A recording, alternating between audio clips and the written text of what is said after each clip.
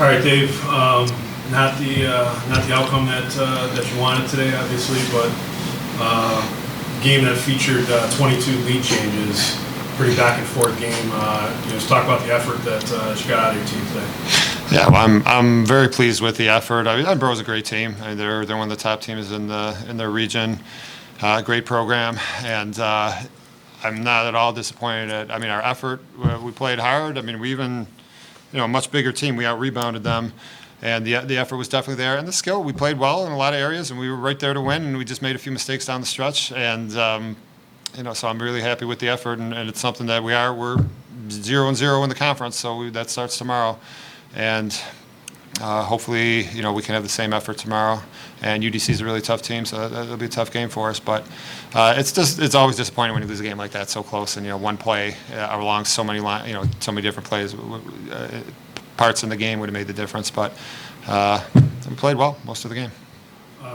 With 22 lead changes, you're getting big plays from a lot of different people in games like that go back and forth. I know you were looking for a kind of a breakout game from Natalie Gallus. I think she gave that to you, 15.7 rebounds. Let's talk about her game today. Yeah, well, Natalie. I mean, she hasn't had a good start to the season, but it's only 4 games, and that's what we told her. Hey, it's 4 games, it's not that many shots, and yeah, today I was really happy to see, especially in the second half. There, she really came on, and we know she's capable. We know she can score. She can put the ball in the basket, and she was just really active today too. She was, flying in, going for rebounds and loose balls, so it's good to see her being her old self, playing well today. And then the young lady sitting next to you, Saba, she had a pretty good game today as well. 23 points, 5 rebounds, a couple blocks, a couple steals. In 26 minutes. Yeah, so Sarah played great, and something that made a lot of plays. Edinboro's a big team. They do a lot of switching, a lot of big bodies, and we just wanted to keep them moving as much as possible. And we know Sarah's obviously a great slasher to the basket, and things were open, and she took advantage of it. And just her all-around game was really good. And then even defensively, she was doing well. But then when she got in foul trouble, we had to change things up a little bit. And at least she should be a little bit rested for tomorrow, since you didn't have to extend yourself with the fouling out, playing 26 minutes in normal time. But probably banged up a little bit, took a couple bumps there. But no, Sarah played great. Hopefully we can keep this up tomorrow, and it was our first game in a couple of weeks too. But that's we expect that from Sarah to do everything well. So. Sarah, Coach mentioned the foul trouble. You played almost the whole fourth quarter with 4 fouls. What kind of mindset as a player that really attacks the basket and plays really aggressively at both ends of the floor? And when you're playing with foul trouble, how do you balance your style of play with staying on the floor? I definitely think I have to stay a lot more focused. I do like to drive to the basket, so a lot of people like to call, or the refs like to call charges. So I feel like I just have to keep looking for open people on offense. And on defense, I just have to play smart, which I didn't do too well today, but yep. What were you seeing out on the floor today that allowed you to play so well offensively? I mean, 8 of 11 from the field, 6 of 9 from the free throw line. So you got to the line quite a bit too.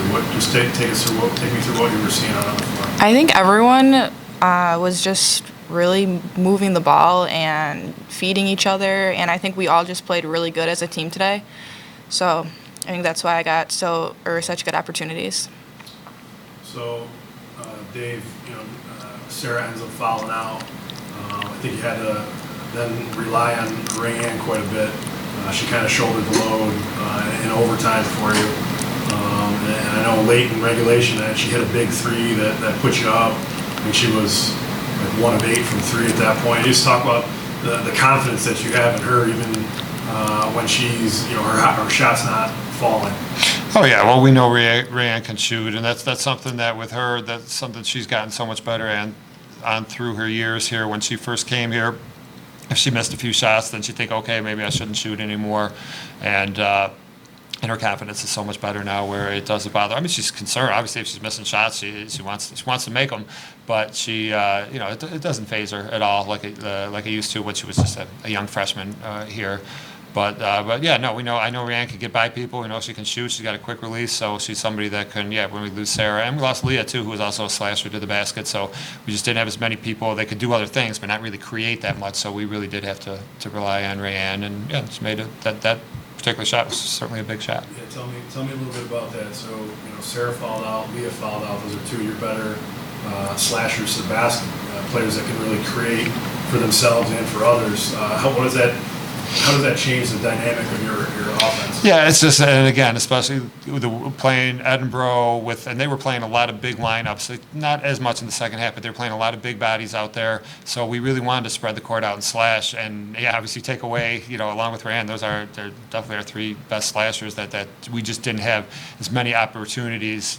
We weren't creating as many opportunities with that. So still just had to get a lot of ball movement, and we weren't going to get the same opportunities, but we played well in stretches, with the people that came in. So it changes our abilities, the type of abilities we have, but we hung in there and just came up a little short. And you touched on tomorrow's challenge just a little bit.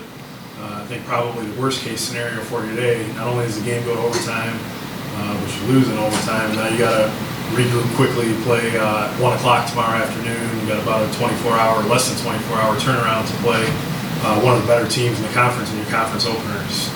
Yeah, I mean, we got, at least we have a full day. It's not sometimes, in our conference we'll have a Friday night and then a Saturday afternoon here. I mean, we got the full day, so I think we'll be fine. But yeah, no, UDC was a conference champs last year in regular season, and they just won a triple overtime game against Roberts last night. And they play well defensively. They're athletic in transition, so it's certainly going to be a challenge. But we'll definitely be ready, right? Mm-hmm. Yeah. Okay. Good luck tomorrow. All right. Thanks.